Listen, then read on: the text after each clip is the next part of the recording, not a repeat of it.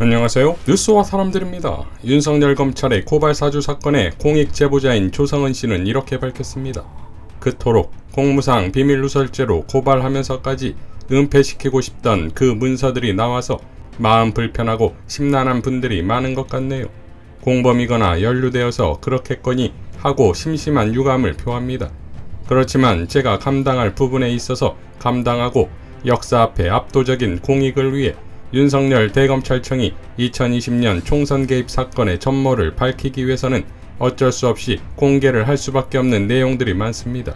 저의 명예를 바르게 세우기 위해서는 윤석열 대검찰청의 몇몇 수뇌부가 저지른 이 국기문란죄를 정면으로 밝히는 것 말고는 방법이 없습니다. 고발장이 선거 기간에 작성되고 넘어온 것은 어쩌면 마지막 과정입니다.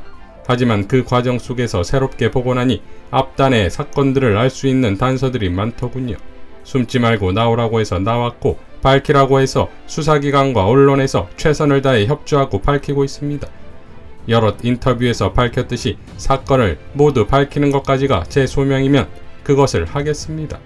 그리고 다시 한번 말하지만 부적절하지 않은 방법으로 입수한 문서들입니다. 그리고 많은 언론인들이 다 갖고 계시던 문서들이더군요.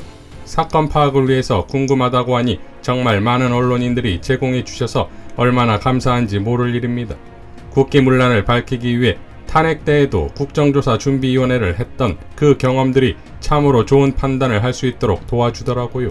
또한 성실하게 작성된 채널A 진상조사위원회의 조사와 생성된 보고서 덕분에 사건을 입체적으로 인지할 수 있었습니다.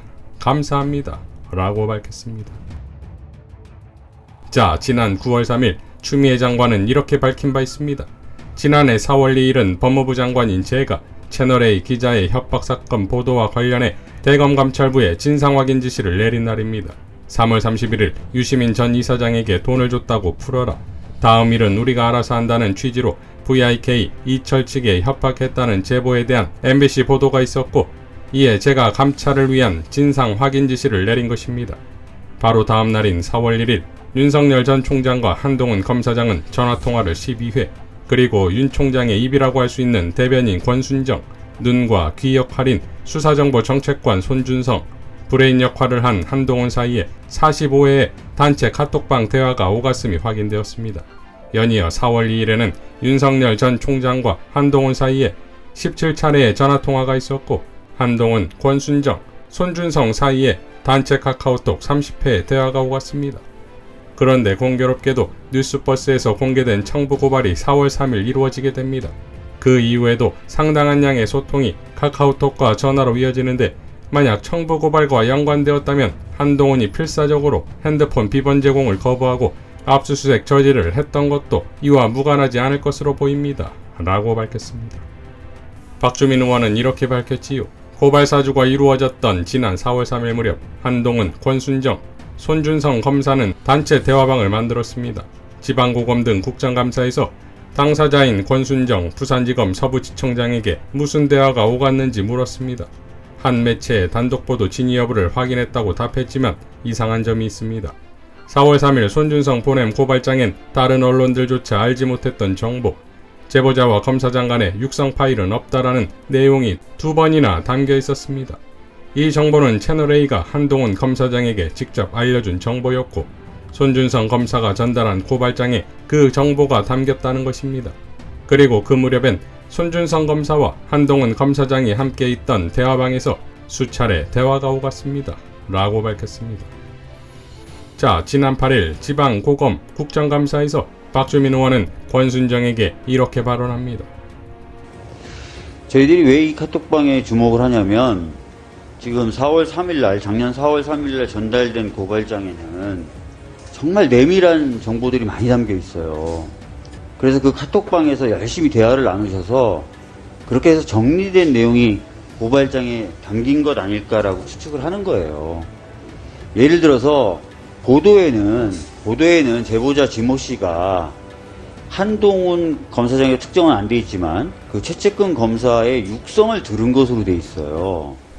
그리고 MBC의 그 보도를 따라서 모든 언론이 다 육성 파일이 있고 그 육성 파일을 들은 걸로 후속 보도들을 냈어요. 근데 고발장에는 육성 파일이 없다라고 2번이나 언급이 돼 있어요. 그 정보를 알 수 있는 사람이 누구였을까요? 그건 저도 모르겠습니다. 한동훈 검사장은 알았죠. 왜? 3월 23일날 채널A가 한동훈 검사장한테 알려주거든요. 그 다음에 카톡방에서 대화 나누는 사람들은 알았겠죠. 어떤 내용을 알았다고 하시는 녹음 겁니까? 파일이 없었다는 거.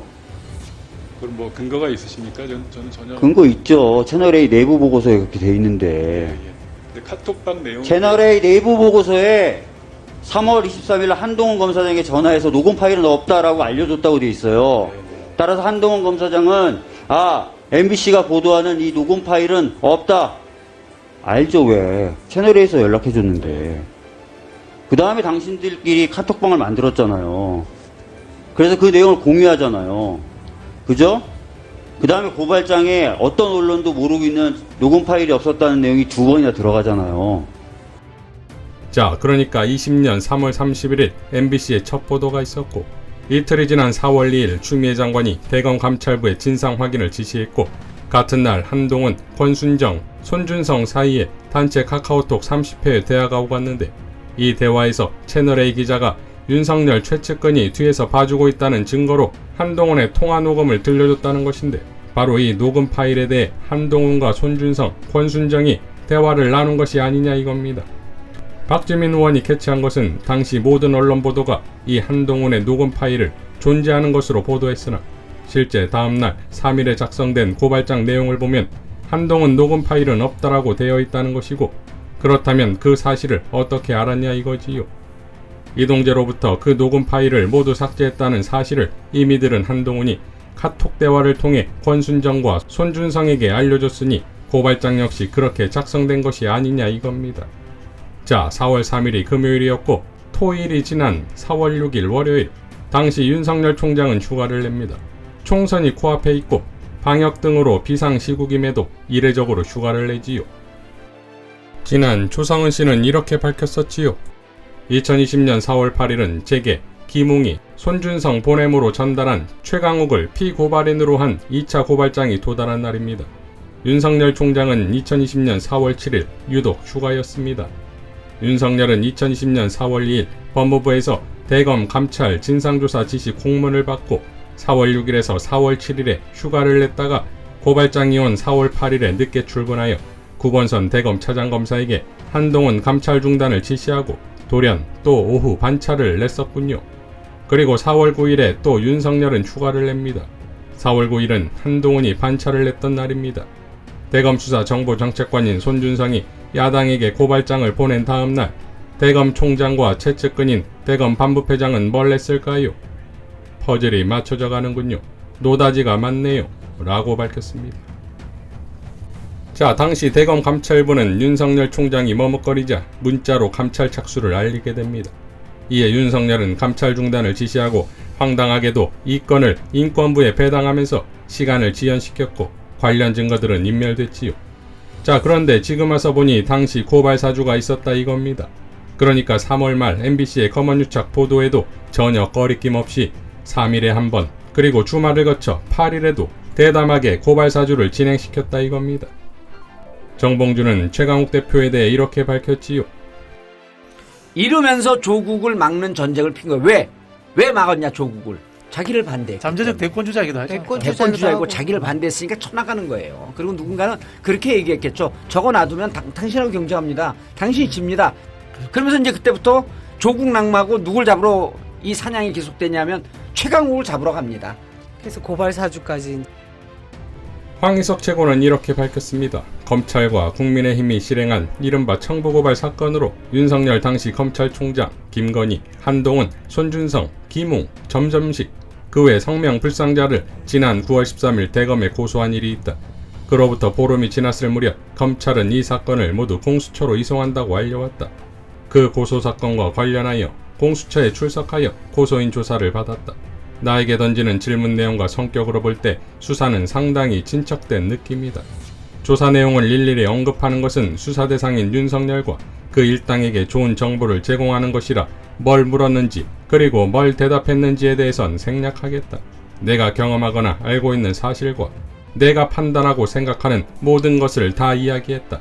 마지막으로 할 말이 있으면 해달라기에 공수처가 왜 생겼고 사명이 무엇인지 깊이 새기고 정치적 고려 없이 사실을 밝혀 다시는 검찰총장이라는 자가 청부고발, 셀프 수사, 셀프 기소하는 전 근대적인 일이 없도록 하는데 일조해달라 라고 말하고 나왔다 라고 밝혔습니다. 자, 그러니까 조국, 추미애, 유시민, 최강욱까지 고발사주는 철저히 윤석열을 대통령 만들기 위한 과정이 아니었냐 이거지요.